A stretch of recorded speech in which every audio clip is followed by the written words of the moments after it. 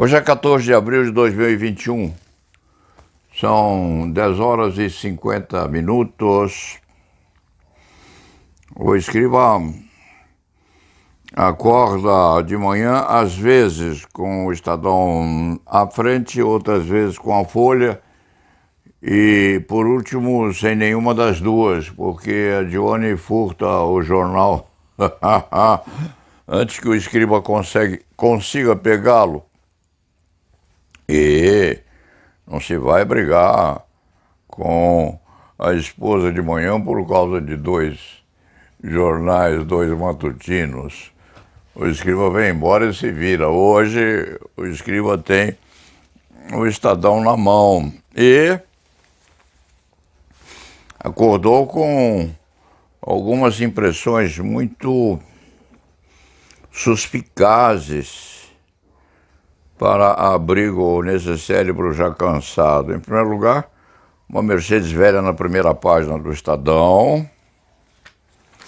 Depois, algumas características correspondentes ao homicídio praticado com aquela criancinha infelicitada.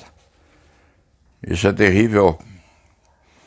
E quem fez o que fez há de pagar muito caro pelo que tiver feito. Há uma condição delicadíssima na investigação dessas características terríveis, dramáticas.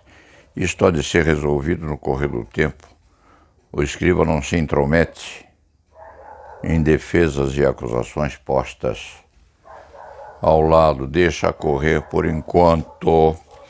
A França suspendeu todos os voos com o Brasil até novo aviso. O presidente da República precisa tomar muito cuidado com os franceses.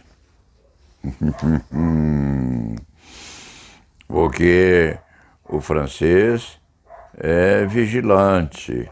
Isso não tem coisa alguma a ver com a soberania nacional. Porque o Brasil constitui hoje, seguramente, uma ameaça à humanidade toda. E é preciso que cada brasileiro tome tento. Para essa situação, nós somos, cada um de nós, bombas de retardamento.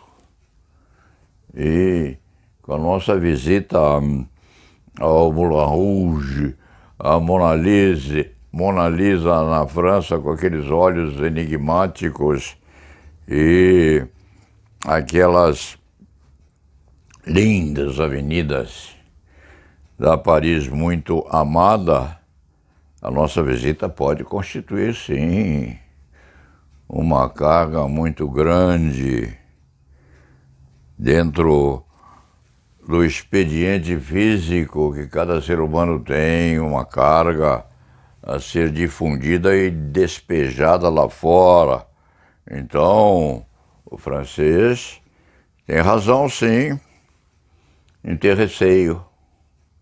E a responsabilidade por isso aí há de ser cobrada, evidentemente, não de nós brasileiros, mas de quem nos dirige e de quem negligenciou os trabalhos no sentido de fazer com que as nossas fronteiras não restassem contaminadas com a nossa presença e com o nosso traslado infausto, ver-se-á o que há de acontecer.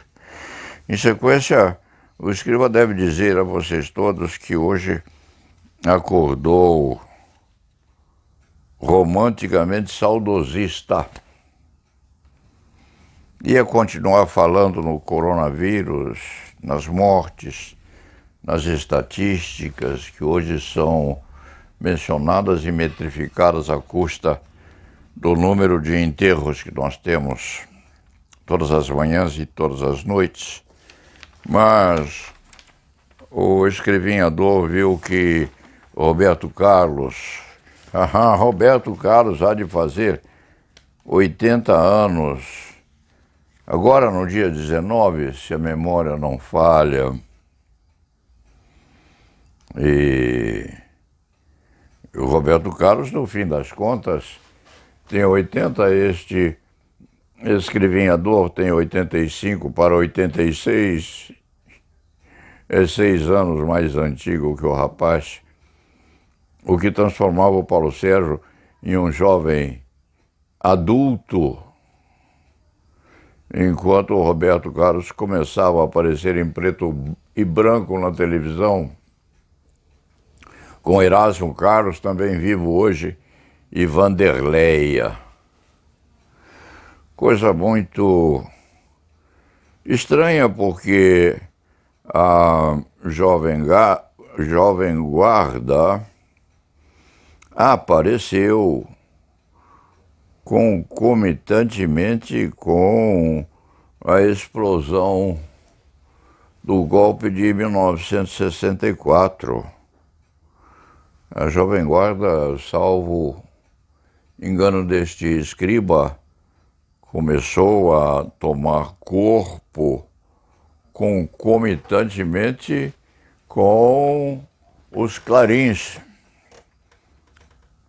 das bandas militares, declarando que o Brasil estava a assumir novos rumos, luminosidade maior para a evolução do nosso progresso a poder das caçambas e a poder dos calçados pesados do militarismo. Então, de um lado, Roberto Carlos e Vanderleia e Erasmo Carlos, com as suas músicas que hoje o escriba ainda costuma recordar no teclado do piano, como aquela que o escriba tocou agora. Roberto Carlos, Vanderleia, Erasmo Carlos de um lado e o repique dos tambores do outro. Isso em 1965, caminhando para 72, 73, ao foguetório que trucidou muito brasileiro, anos depois, até chegarmos àquilo que nós temos hoje. Porque o escriba Paulo Sérgio está relembrando essas coisas? Porque veio aqui também,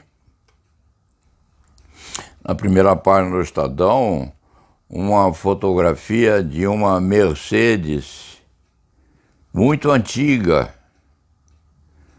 inaugurando a página de rosto do Estado de São Paulo. E Paulo Sérgio se lembra, concomitantemente, a Jovem Guarda, Erasmo Carlos, Vanderleia, depois veio Jesus Cristo Superstar. Jesus Cristo Superstar chegou ao Brasil em 1972, na antevéspera da época em que o golpe de 64 começava a verter sangue pelo país inteiro. Jesus Cristo Superstar, Vanderleia, Roberto Carlos, Erasmo Carlos, aquelas músicas românticas que o escriba ainda recorda muito bem, e os tambores explodindo na nossa nação. Daí o Paulo Sérgio se lembra da juventude, quando essas coisas começaram a esquentar no país. Este escriba tinha 29 anos. José Carlos Dias, que é um heróico advogado que amadureceu e envelheceu junto com este, tinha seus 25, José Carlos Dias deve ter 80 agora, é 4 anos mais moço do que este sobrevivente. E depois vieram as cantoras e aquelas que, trafegando ou transferindo os seus cantos da Argentina para esta data, se tornaram também nossas amigas. Hebe de Bonafini, La Madre de Plaza de Mayo. Em homenagem às madres, este escriba fez uma canção linda, Las Locas de Mayo, que anda por aí na internet, e quem quiser ouvir Las Locas de Plaza de Mayo, procure a canção na internet, nos subterrâneos da memória desta máquina gigantesca que está por aí, lembrando o passado, o presente, antecipando o futuro. Las Madres de la Plaza de Mayo foi gravada clandestinamente num estúdio da universidade mantida por aquele companheiro nosso, que é vivo ainda. Nós fizemos a gravação daquilo numa noite. Este escriba importou da Argentina 4 bolivianos que cantavam nas praças de Buenos Aires. Eram bolivianos, importou-os, colocou os 4 num apartamento pequenino aqui em São Paulo para que eles cantassem, pudessem cantar. Las Madres de Plaza de Mayo. E o líder daquela banda boliviana cantando música argentina,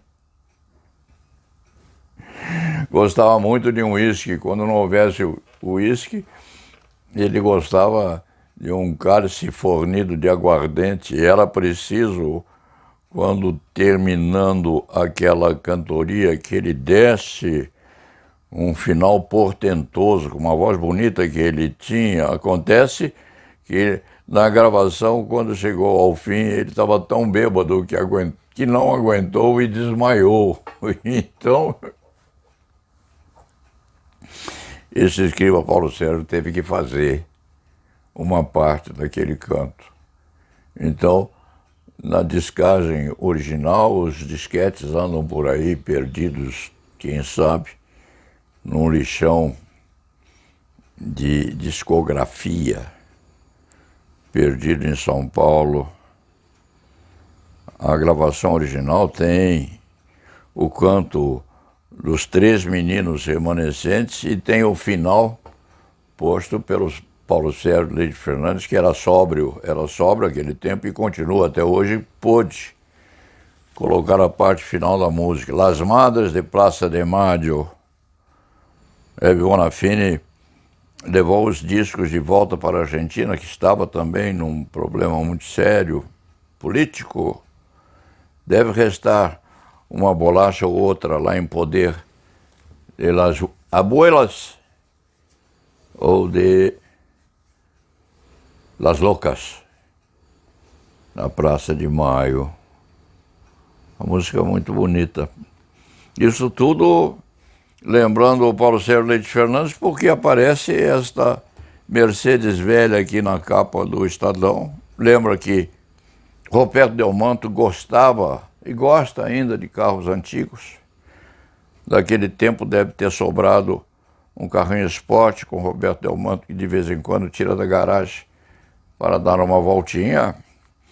E resta ainda um Carmanguia que este escriba tem por aí também, daqueles tempos velhos. E este escriba se anima a pôr a fotografia dele, Paulo Sérgio, aos 29, aos 33 anos, quando a Revolução, a chamada Revolução, estava na plenitude, e enquanto Paulo Sérgio fazia um poema comprido, chamado Alameda dos Anos Dourados, que foi lançado esse poema em homenagem ao Parque Ibirapuera. Foi lançado na Câmara Municipal de São Paulo há tantos e tantos anos que esse escriba nem recorda mais. Então já se vê como o cérebro humano é complicado e curioso. Este escriba abre o jornal e ia falar do coronavírus, que é o foco de resistência e de substância dos matutinos paulistas,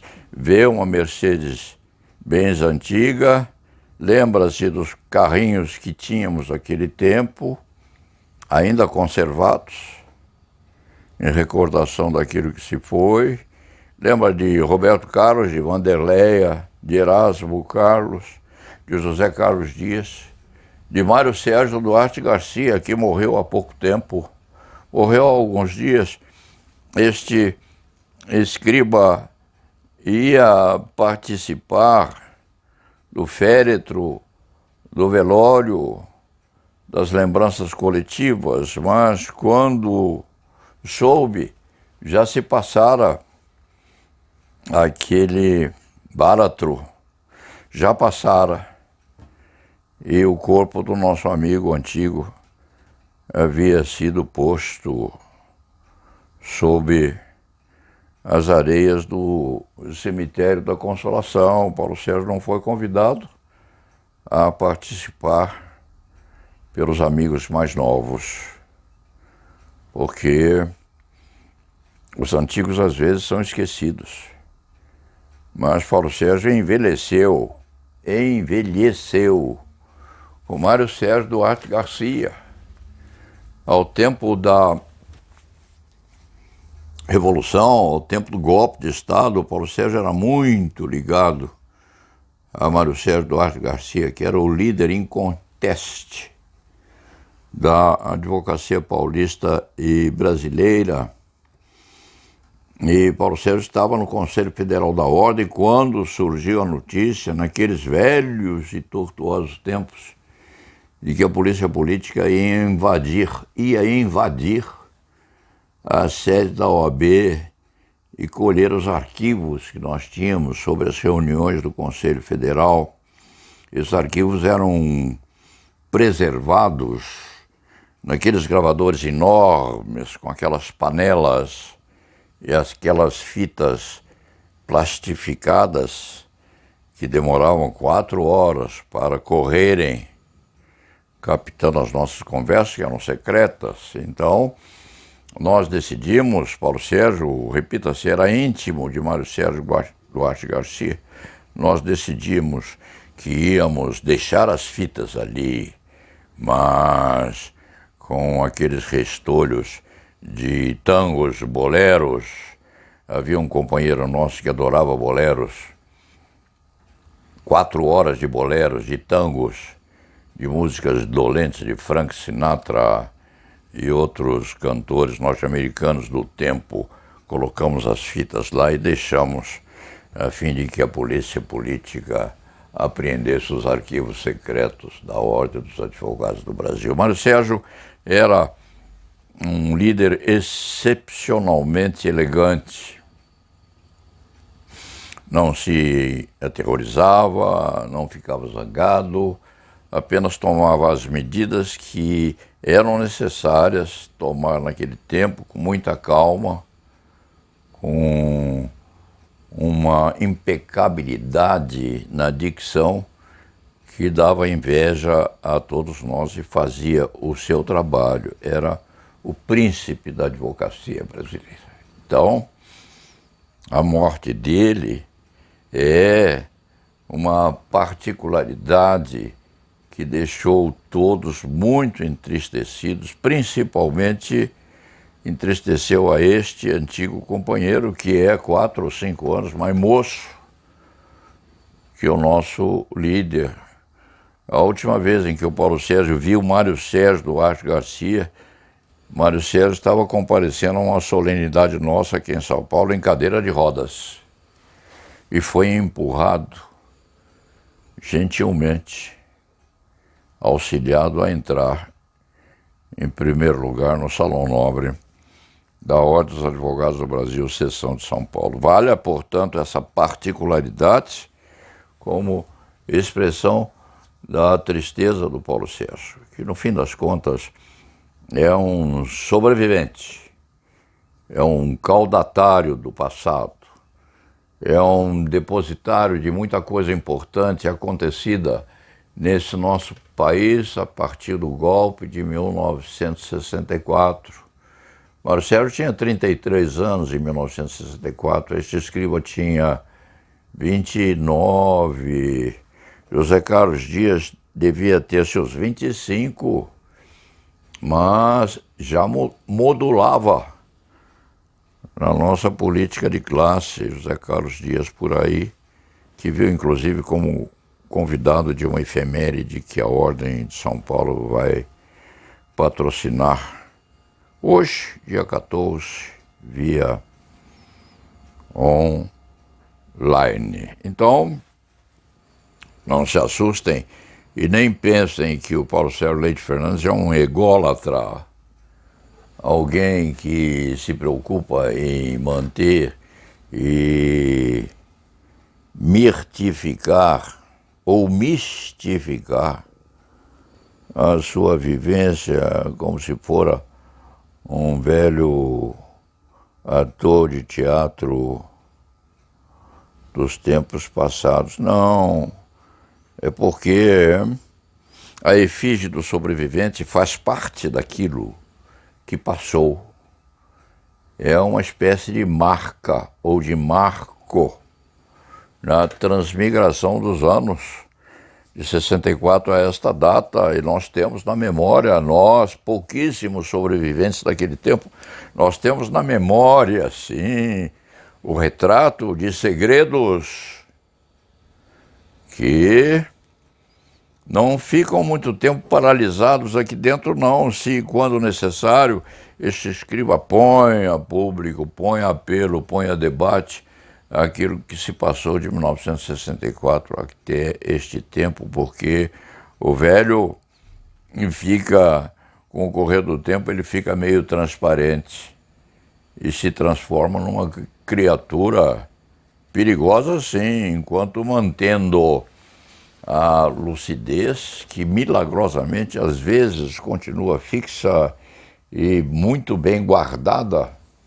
enquanto os tempos vão passando e a velhice vai sendo atravessada com a possível honradez. Dentro dessa perspectiva, veja-se, o jornal Estado de São Paulo é visto com uma velha carroça motorizada na capa. Lembrou ao Paulo Sérgio que ele já gostou de colecionar automóveis antigos tinha uns 2 ou 3 conservados, conservadíssimos, e ao tempo em que Paulo Sérgio era realmente produtivo em matéria política, esse carrinho ou aquele carrinho o acompanhava de vez em quando nas tertúlias que extrapolavam os combates dentro daquela parafernália correspondente ao golpe de 1964. Então, vem aí a notícia de que Roberto Carlos está a completar 80 anos. Vem também a recordação da Jovem Guarda, Erasmo Carlos, aquelas músicas românticas que alguns diriam meio bregas, mas que relembram com muita precisão os tempos passados em que aqueles cantos melosos passavam pelas ruas e pelas telas negras da televisão, porque as cores vieram surgindo também aos poucos. Perdoem, portanto, os leitores e os ouvidores essa digressão hoje, no dia 14 de abril, já às 11h15, mas o Paulo Sérgio não quer falar dessa mortandade, desse morticínio havido com a corresponsabilidade do nosso governo, que acordou tarde demais, se é que acordou. Não quer falar nisso, não. Quer falar de Roberto Carlos, Wanderleia, Erasmo Carlos, a Jovem Guarda, Jesus Cristo Superstar, e do tempo em que nós éramos realmente muito alegres, jovens todos nós. Marcelo Duarte Garcia, Maurício Correia, José de Castro Bige, e tantos e tantos e tantos outros companheiros que já se foram. O Paulo Sérgio hoje é quase um acompanhante oficial de enterros, porque tem, de um lado, o privilégio de sobreviver e, de outro lado, tem o dever de chorar, às vezes em silêncio, pela ida dos nossos velhos companheiros. Dito isto, vamos trabalhar porque é preciso trabalhar. O trabalho mantém a saúde psíquica, escrever mantém o cérebro atento, resistir à pandemia também é uma luta muito brava que nós precisamos ter. Ler jornais é imprescindível porque mantém também atualizada a consciência nos tempos ruins que estão passando por aí.